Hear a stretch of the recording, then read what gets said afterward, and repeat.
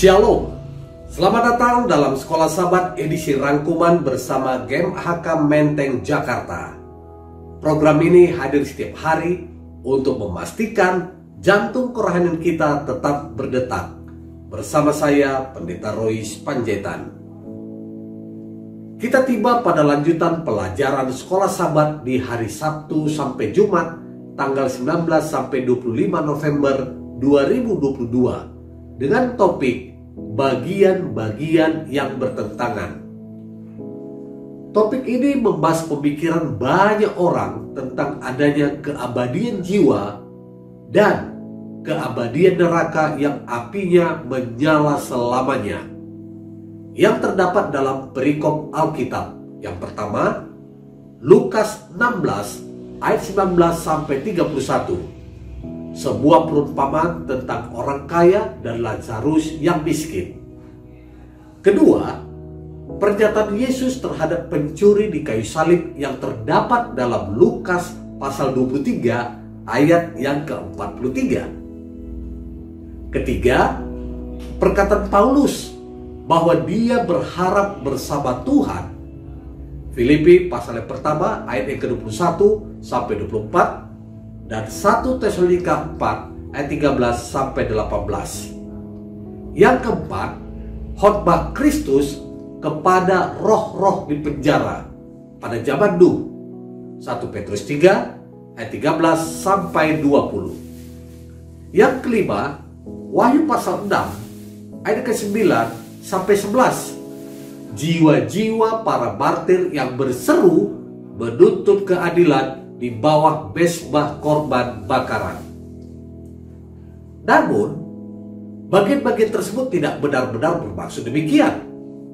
Ketika mempelajari konteksnya dan menghubungkannya dengan bagian lain dalam kitab suci, bagian-bagian itu mengajarkan hal yang sama seperti yang diajarkan oleh bagian lain dari Alkitab.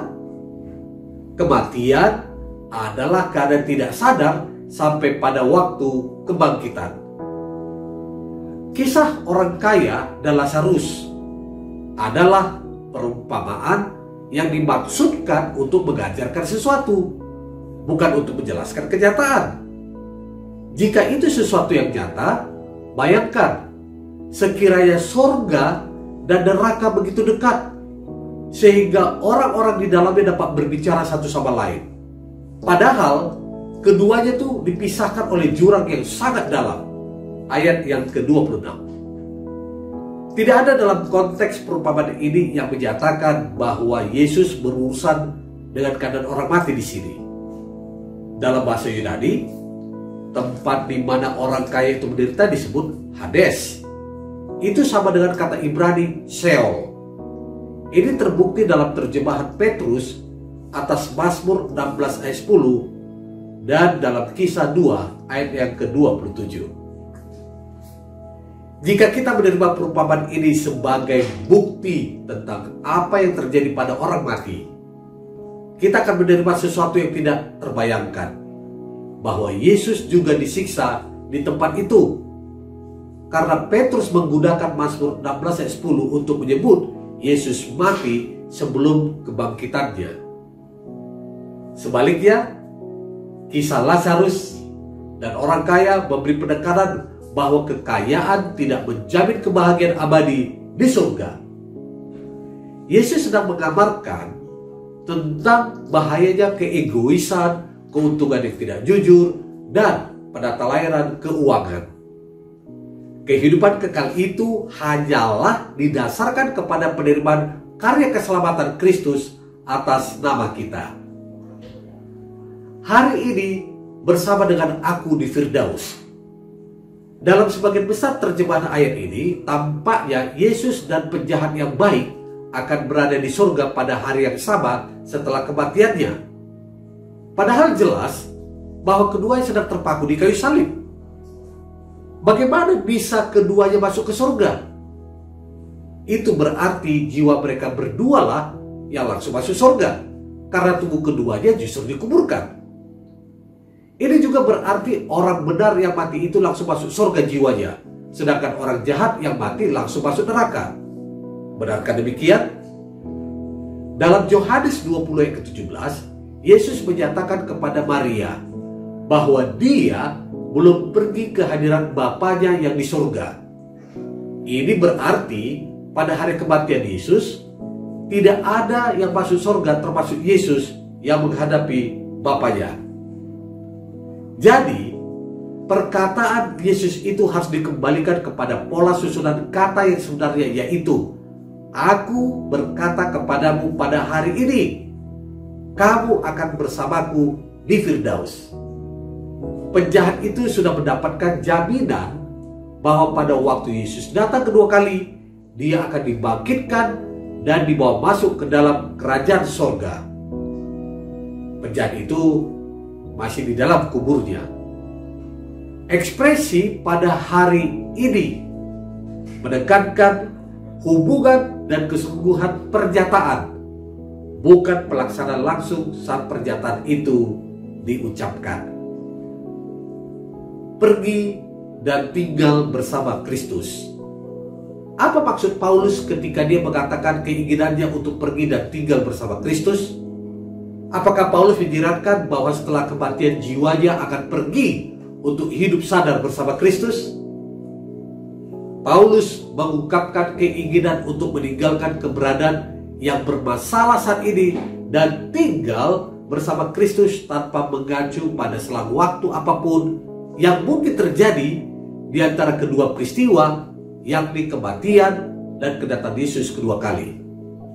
Singkatnya, Paulus mengatakan bahwa hal berikutnya yang akan Paulus ketahui setelah beristirahat adalah kedatangan Yesus kedua kali untuk membangkitkan orang mati ketika dia akan bersama Tuhan.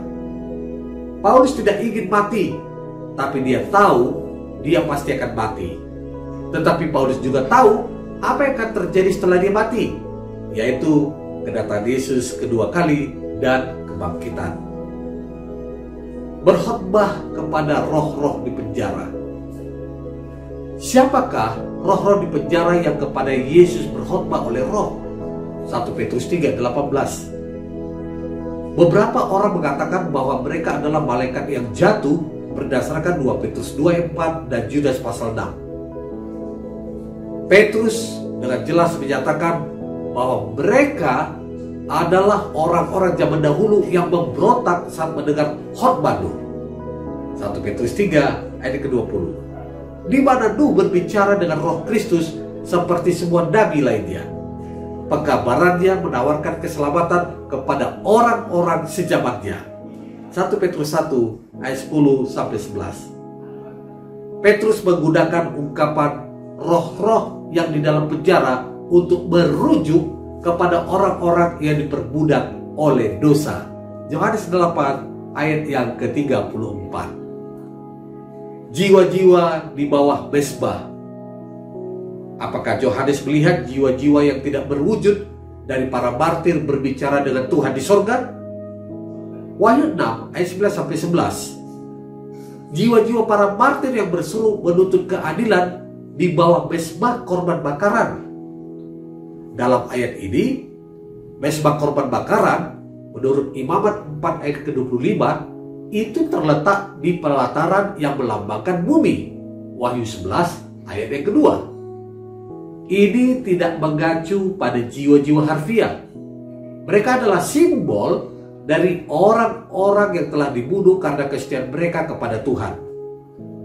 Pemahaman yang benar tentang apa yang dikatakan kitab suci sehubungan dengan keadaan orang mati sangat penting untuk saat ini. Firman Tuhan menyatakan bahwa orang mati tidak tahu apa-apa. Kebencian dan kasih mereka sama-sama musnah. Terima kasih telah bergabung dalam program Sekolah Sahabat edisi rangkuman bersama GEM AHK Menteng Jakarta. Sekolah Sahabat yang bersahabat, bersemangat, semua terlibat, jangan terlambat.